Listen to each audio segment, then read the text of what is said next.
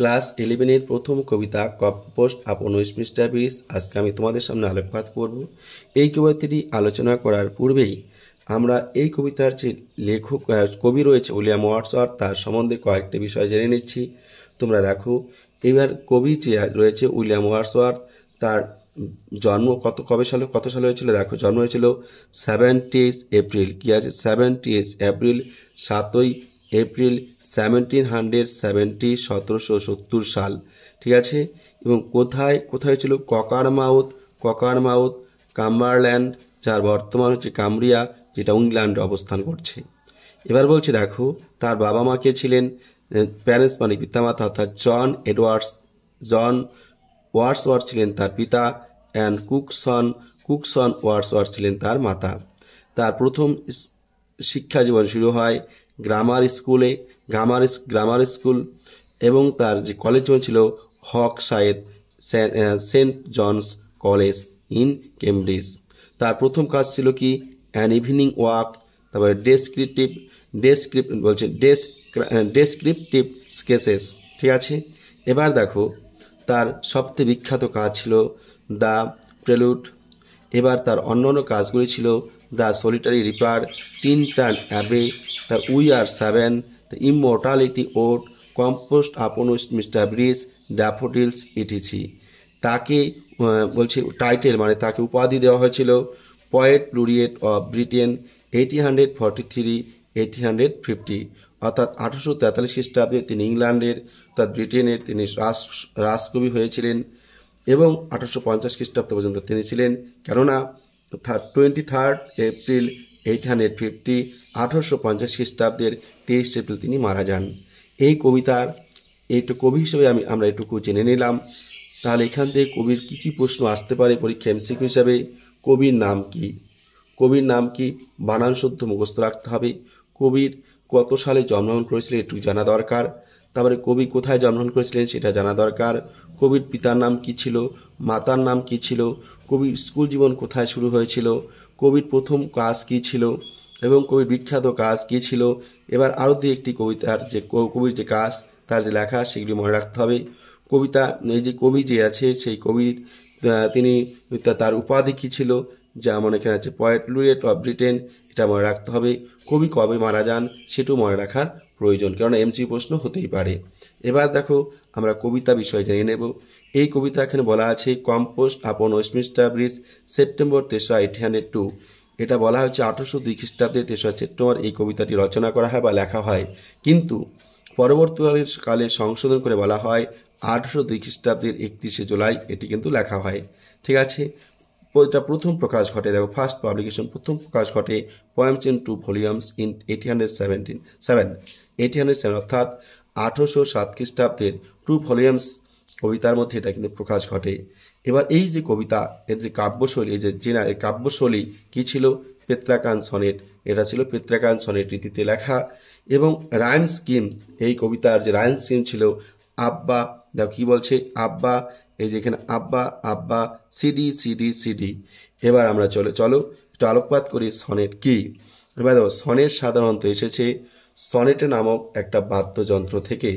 Sonnet অর্থাৎ একটা বাদ্যযন্ত্র বাজিয়ে, যেমন অনেকে দোতারা বাজিয়ে গান গায়, অনেকেই মনে করে বাঁশি বাজিয়ে গান গায়। ঠিক সনেট একটা ছিল, সনেট শব্দ এসেছে সোনাটো নামক একটা বাদ্যযন্ত্র থেকে। সেই সোনাটো নামক বাদ্যযন্ত্র থেকে সনেটের উৎপত্তি।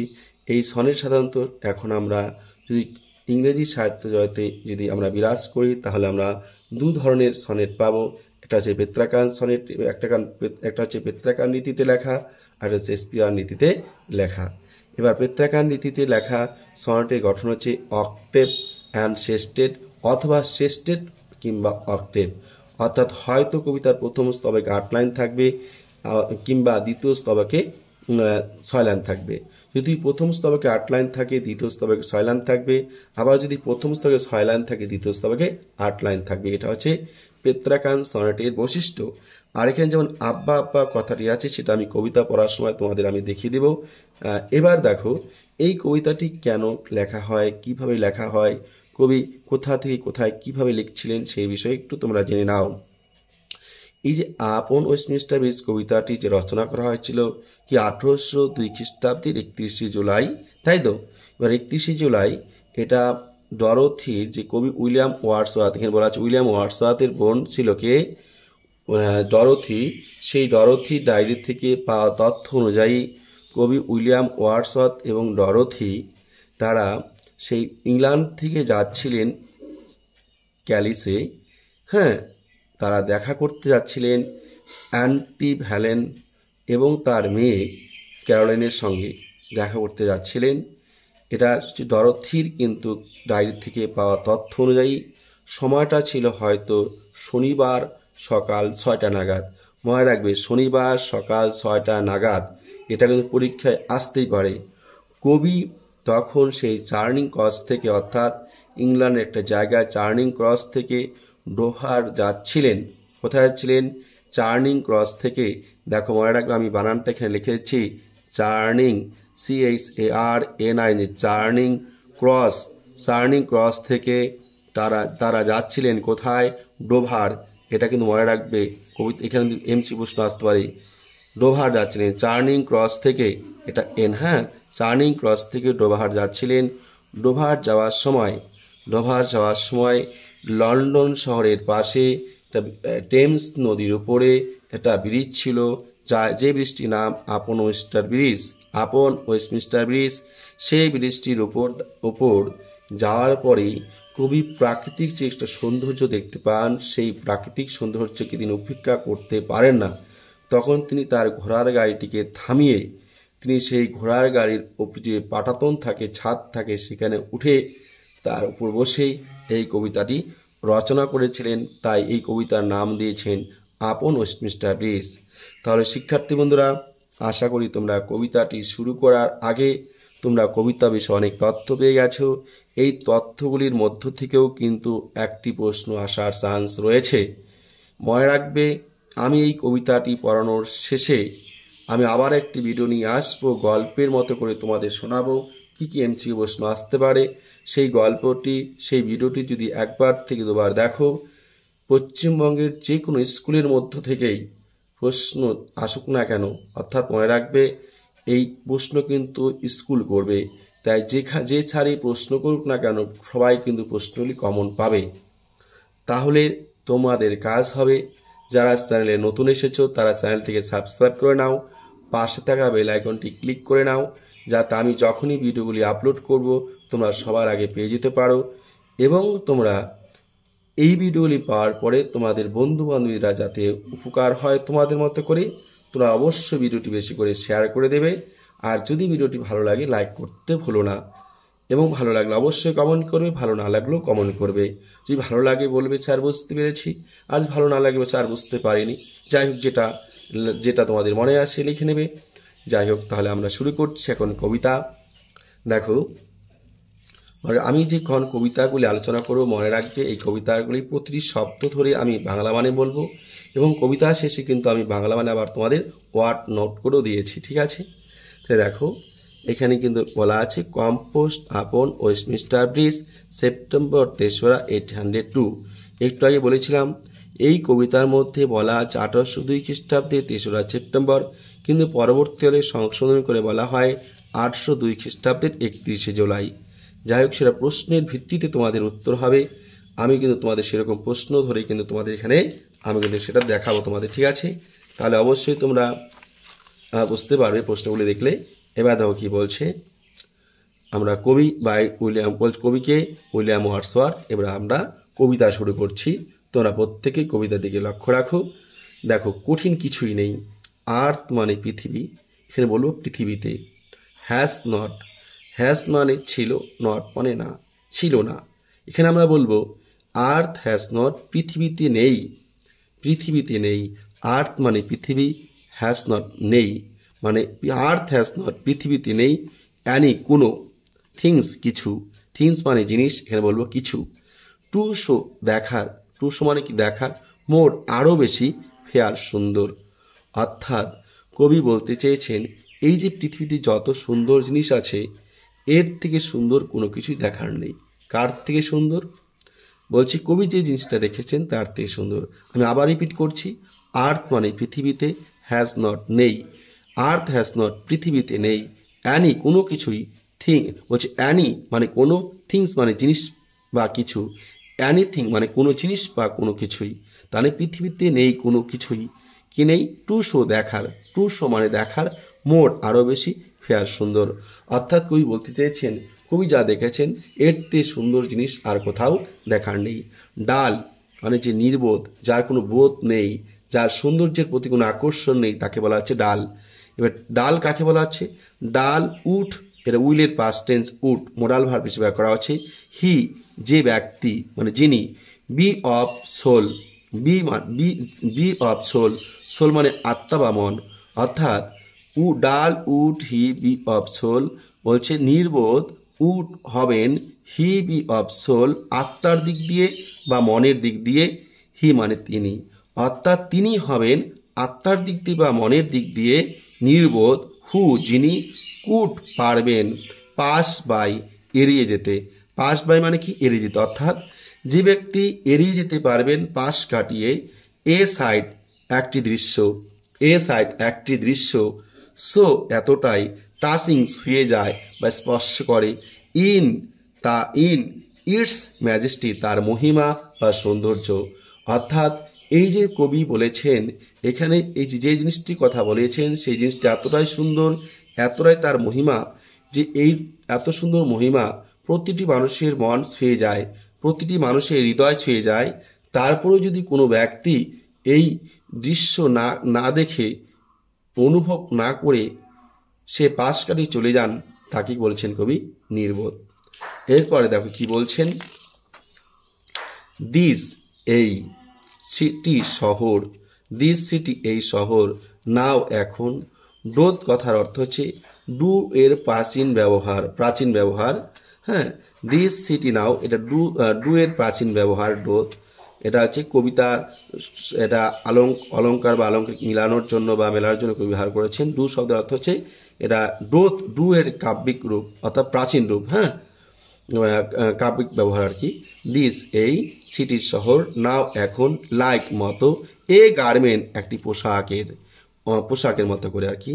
তাহলে this city now like a, this city now doth like a garment, এই শহর, দিস সিটি এই শহর, নাও এখন, লাইক এ গার্মেন্ট পোশাকের মতো করে, ওয়ার পরে রয়েছে, দ্য বিউটি সৌন্দর্য বা সুন্দর, অফ দ্য মর্নিং সকালবেলার। আবার দেখে একবার, দিস সিটি এই শহর, নাও এখন, লাইক মানে মতো, এ গার্মেন্ট পোশাক, অর্থাৎ this city now like a garment এই শহর পোশাকের মতো এখন, ওয়ার পরে রয়েছে, দ্য বিউটি সুন্দর বা সৌন্দর্য, অফ দ্য মর্নিং সকালবেলার, সাইলেন্ট নীরব, বার উন্মুক্ত বা খোলামেলা, শিপস জাহাজগুলি, টাওয়ার্স চূড়াগুলি, ডোমস গম্বুজগুলি, থিয়েটার্স নাট্যমঞ্চগুলি, অ্যান্ড এবং টেম্পলস মানে মন্দিরগুলি, লাই সাহিত্য। কবি বলতে চাইছেন যে এই যে লন্ডন শহর এখানে দিস সিটি বলতে কোন শহরের কথা বলছে, লন্ডন শহর। এই লন্ডন শহর এখন পোশাকের মতো পরিধান করে রয়েছে সকালবেলার সৌন্দর্য, অর্থাৎ সকালবেলা যত সুন্দর রয়েছে লন্ডন শহর যেন তার সেই পোশাকটি পরে রয়েছে।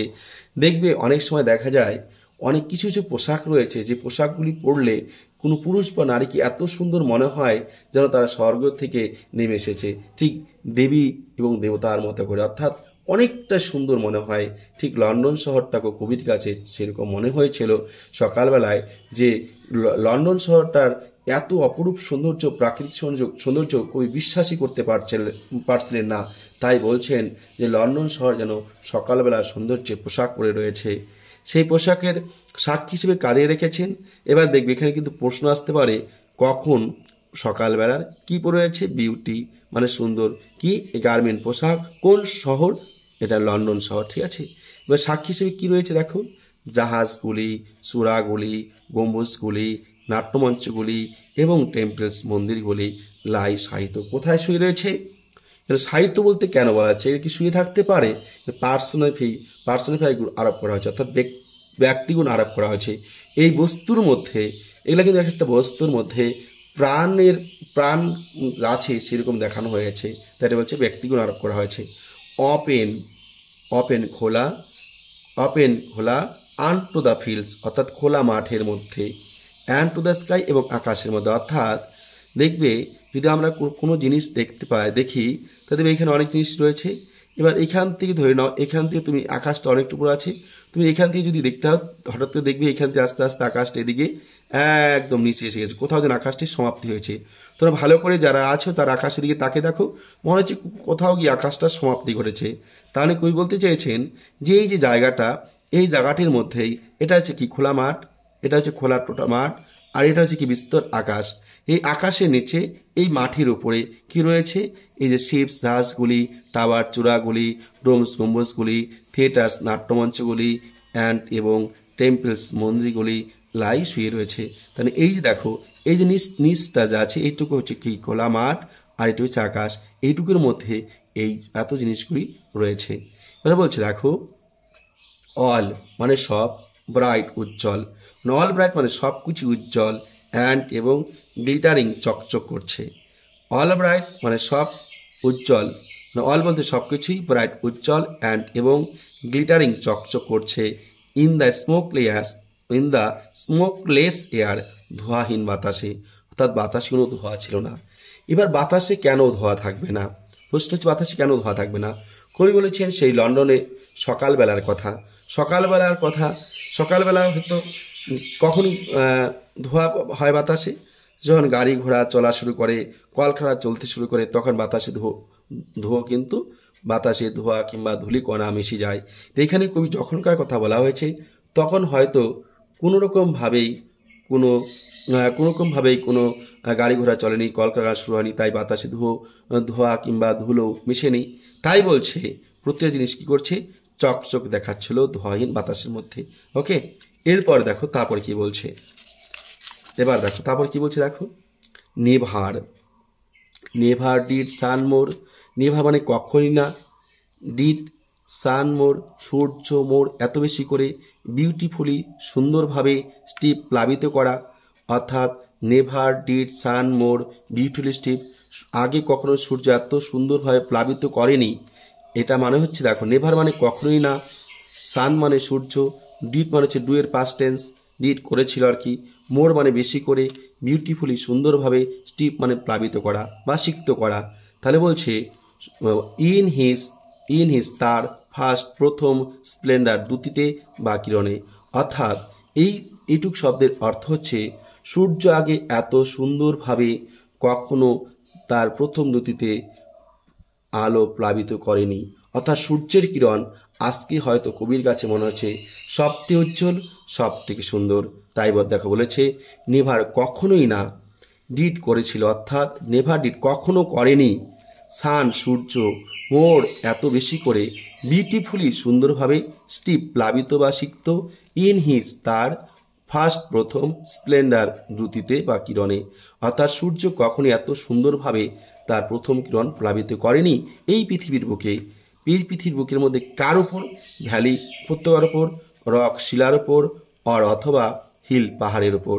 নেভার স আই কখনো আমি দেখিনি, নেভার স আই কখনো আমি দেখিনি, নেভার ফেল কখনো অনুভব করিনি, এ কাম এত শান্ত, সো ডিপ এত গভীর, দ্য রিভার নদীটি, গ্লাইডেড প্রবাহিত হচ্ছে বা বয়ে চলেছে, অ্যাট হিজ তার নিজের সুইট উইল ইচ্ছায়। এবার দেখো শিক্ষার্থী বন্ধুরা, এই যে দ্য রিভার শব্দটি এসেছে, দ্য রিভার এই যে নদী, পরীক্ষা প্রশ্ন আসতে পারে কোন নদীর কথা বলা হয়েছে, মনে রাখবে টেমস নদী, বানানটা কিন্তু THAMES, টেমস নদী, ঠিক আছে, এই টেমস নদীর কথা বলা হয়েছে। বলছে দ্য রিভার, এই যে টেমস নদীটি, দ্য রিভার টেমস নদীটি, এটা কোথায় বয়ে গেছে, সেই লন্ডন শহরের পাশ দিয়ে বয়ে গেছে, সেই লন্ডন শহরের পাশ দিয়ে টেমস নদীটি গেছে, সে গ্লাইডেড অর্থাৎ গ্লাইডেড বয়ে চলেছে, অ্যাট হিজ তার নিজের, সুইট মানে হচ্ছে মৃদুভাবে, উইল ইচ্ছায়, অর্থাৎ এই যে নদীটি আছে সেই নদীটি তার আপন ইচ্ছায় বয়ে চলেছে, সেই নদীতে কেউ কখনো বাধা দেয়নি। কবি কেন এটা বলেছেন জোরের সাথে, দেখো এখানে কথাটা বলা হয়েছে, এই যে কবিতাটি আছে এই কবিতার মধ্যে বলা হয়েছে, অর্থাৎ কবি যখন কবিতাটা লিখেছেন তখন যখন তিনি লন্ডনের শহরের পাশ দিয়ে তিনি যখন সেই আপনোস মিস্টার বলবো যাচ্ছিলেন, তখন তিনি দেখেছিলেন সেই লন্ডন শহরের পাশে টেমস নদীতে কোনো জাহাজ চলেনি, কোনো নৌকা চলেনি, কোনো মানুষজন মাছ ধরতে যায়নি, মহিলারা কাপড় কাচতে যায়নি, কেউ স্নান করতে যায়নি। তাই নদীতে কোনো বাধা সৃষ্টি হয়নি। নদীর যেমন করে তার গতি বয়ে নিয়ে এসেছে, ঠিক নদীর স্রোত একইভাবে বয়ে চলেছে। তাই কবি বলেছেন যে নদীটি আপন ইচ্ছায় নিজ গতিতে বয়ে চলেছে। এটা কবির কাছে খুব ভালো লেগেছে। দেয়ার প্রিয় গড ঈশ্বর, দেয়ার গড প্রিয় ঈশ্বর, অর্থাৎ ঈশ্বর কিন্তু সবার কাছে কিন্তু প্রিয় থাকে। তো ডেয়ার গড প্রিয় ঈশ্বর, দা ভেরি মানে প্রতিটি, ভেরি মানে খুব, এখানে দা ভেরি মানে প্রতিটি হাউজেস বাড়িগুলি, সিম মনে হচ্ছে আসলিপ ঘুমন্ত। বলছেন, দেখো কবি বলেছেন প্রিয় ঈশ্বর, দা ভেরি প্রতিটি হাউজেস বাড়িগুলি, সিম মনে হচ্ছে এসলিপ ঘুমন্ত। কবির কাছে কেন মনে হচ্ছে প্রতিবারই ঘুমন্ত? কবি যখন যাচ্ছিলেন সেই লন্ডন শহরের পাশ দিয়ে টেমস নদীর ওপর দিয়ে আপনোস মিস্টার ব্রিজের উপর দিয়ে, তখন কবি দেখেছেন সেই লন্ডন শহরের মধ্যে যে বাড়িগুলি রয়েছে, সেই বাড়িগুলিতে যে মানুষগুলি থাকে, সেই মানুষগুলি ঘুম থেকে ওঠেনি, তারা তখনও ঘুমিয়ে আছে। সেই বাড়িগুলির দরজা জানালা খোলা হয়নি, কবির কাছে মনে হয়েছিল। তাই কবির কাছে মনে হয়েছে যে প্রতিটি বাড়ি তখনও ঘুমিয়ে রয়েছে। কেননা সময়টা বলছে শনিবারের সকাল 6টা। সাধারণত শহরাঞ্চলে কিন্তু সকাল 6টার দিকে মানুষ খুবই কম ঘুম থেকে ওঠে। তারা যেমন অনেক রাত করে ঘুমায়, কিন্তু তারা কিন্তু একই রকমভাবে ঘুম থেকে বেলা করে ওঠে। তাই কবির কাছে মনে হয়েছিল সেই শনিবার সকাল 6টার সময় যে লন্ডন শহরের মধ্যে যত বাড়ি রয়েছে, প্রতিটি বাড়ির প্রতিটি লোক ঘুমন্ত অবস্থায় রয়েছে। তার জন্য কবির কাছে মনে হয়েছে লন্ডন শহরের প্রতিটি বাড়ি ঘুমন্ত অবস্থায় রয়েছে। ওকে, অ্যান্ড এবং অল সব, দ্যাট যে মাইটি অনেক বড়, মাইটি মানে অনেক বড়, হার্ট হৃদয় বা মন, ইজ লাইং সাইতো স্টিল তখন, অর্থাৎ সেই সময়টা পর্যন্ত, সেই সময়টার মধ্যেও কবি বলেছেন লন্ডন শহরের মধ্যে সব থেকে প্রকাণ্ড ইংল্যান্ডের রাজধানী যেটা বলছে লন্ডন, বললাম ইংল্যান্ডের রাজধানী লন্ডন, সেই লন্ডন শহরটা তখনও কি রয়েছে লাইং সাহিত্য। লাইং মানে কি সাহিত্য, হার্ট মানে কি হৃদয় বা হৃৎপিণ্ড, অর্থাৎ ইংল্যান্ডের রাজধানী কি ছিল, ইংল্যান্ডের রাজধানী কি ছিল লন্ডন। সেই লন্ডন ছিল ইংল্যান্ডের প্রাণ। সেই প্রাণটা কি ছিল তখনও সাহিত্য ছিল, বিশ্রাম অবস্থায় ছিল। কেন বলছি বিশ্রাম অবস্থায়, কেন সাহিত্য বলছে? একটু আগে বললাম, আগে লাইনটি তোমাদের ব্যাখ্যা করলাম যে লন্ডন শহরের প্রতিটি বাড়ির মানুষ ঘুমন্ত অবস্থা রয়েছে। তাই কবির কাছে মনে হয়েছে লন্ডন শহরটি তখন কি হয়েছে সাহিত্য বা বিশ্রামরত। তাহলে শিক্ষার্থী বন্ধুরা, এখানে কবিতাটা আমি শেষ করলাম। তোমরা আশা করি বুঝতে পেরেছ। এবার দেখো, আমি তোমাদের জন্য, তোমাদের সুবিধার্থের জন্য, তোমরা বিভিন্ন ধরনের মানে বই খুঁজে দেখবে, তোমরা অর্থগুলি খুঁজে পাবে না সব শব্দের। আমি কিন্তু তোমাদের জন্য প্রতিটি শব্দের অর্থ কিন্তু এখানে করে রেখেছি, তোমরা একটু দেখে নেবে, পারলে খাতায় লিখে নেবে। দেখো এখানে বলছি আর্থ মানে পৃথিবী, হ্যাজ নট নেই, অর্থাৎ কবিতায় যেভাবে অর্থ প্রকাশ হয়েছে আমি ঠিক সেভাবে অর্থটা কিন্তু এখানে প্রকাশ করেছি। দেখবে কিছু কিছু শব্দের অর্থ হয়তো একটু আলাদা, কিন্তু এই কবিতায় যে অর্থ প্রকাশ পেয়েছে আমি ঠিক সেভাবে প্রকাশ করেছি। হ্যাজ নট নেই, হ্যাজ নট মানে নেই, এনিথিং কোনো জিনিস বা কোনো কিছু, টু শো দেখার, মোর বেশি, ফেয়ার সুন্দর, ডাল নির্বোধ বা নিরস, উইল উড এখানে দেখো দুবার হয়েছে, তা এখানে একটা হবে, হ্যাঁ এখানে হবে উইল উড হি বি তিনি হবেন, অপসোল আত্মার দিক দিয়ে বা মনের দিক দিয়ে, হু মানে চিনি, কুড পাস বাই পাশ কাটিয়ে চলে যান, এ সাইড একটি দৃশ্য, সো এতটা, টাচিং স্পর্শ করে, ইটস ম্যাজেস্টি তার মহিমা বা সৌন্দর্যে, দিস এই, সিটি শহর, এখানে সিটি বলতে কোন শহর, লন্ডন শহরের কথা বলা হচ্ছে, না বলতে এখন, ডু এর প্রাচীন ব্যবহার হচ্ছে কি ডোথ, আমরা ডোথ শব্দটা কিন্তু এখানে ব্যবহার হচ্ছে, ডু এর প্রাচীন ব্যবহার কি আছে ডোথ, এখানে হবে কমাটা, লাইক মানে মতো, এ মানে একটি, গার্মেন্ট মানে হচ্ছে পোশাক, ওয়ার মানে পরিধান করে আছে, দ্য বিউটি মানে সুন্দর, অফ দ্য মর্নিং সকালবেলার, সাইলেন্ট নীরব, বেয়ার উন্মুক্ত, শিপস জাহাজগুলি, টাওয়ার চূড়া বা মিনারগুলি, এখানে দেখো এসগুলি কিন্তু হওয়ার কথা নয়, হ্যাঁ এখানে দেখো এসগুলি কিন্তু হবে, এখানে যদি এসগুলি হয় টাওয়ার্স মানে চূড়াগুলি হবে, ডোমস মানে হচ্ছে কি গম্বুজগুলি হবে, থিয়েটার্স মানে হচ্ছে নাট্যমঞ্চগুলি হবে, এখানে বলা ডোম মানে হচ্ছে গম্বুজ, থিয়েটার্স নাট্যমঞ্চ, অ্যান্ড মানে এবং, টেম্পলস মন্দিরগুলি, এয়ার মানে বাতাস, নেভার কখনোই না, লাই মানে শুয়ে থাকা, ওপেন মানে খোলা, আনটু মানে হচ্ছে পর্যন্ত, দ্য ফিল্ডস মানে মাঠগুলি, অ্যান্ড মানে এবং, টু দ্য স্কাই মানে আকাশ, অল মানে সব, ব্রাইট মানে উজ্জ্বল, অ্যান্ড মানে এবং, গ্লিটারিং চকচক করছে, ইন মানে মধ্যে, স্মোকলেস ধোঁয়াহীন, এয়ার বাতাস, নেভার মানে কখনোই না, ডু এর পাস্ট ফর্ম কি ডিড করেছিল, ডিড মানে করেছিল, সান মানে সূর্য, মোর মানে আরও বেশি, বিউটিফুল মানে সুন্দরভাবে, স্টিপ মানে সিক্ত করা বা প্লাবিত করা, হিস মানে তার, ফার্স্ট মানে প্রথম, স্প্লেন্ডার মানে উজ্জ্বল, এখানে উজ্জ্বল বানানটা একটু মিস্টেক হয়েছে, এখানে উজ্জ্বল হবে, রস্য বর্গে জয় জয় বল, উজ্জ্বল আলো, ভ্যালি মানে উপত্যকা, রক মানে শিলা,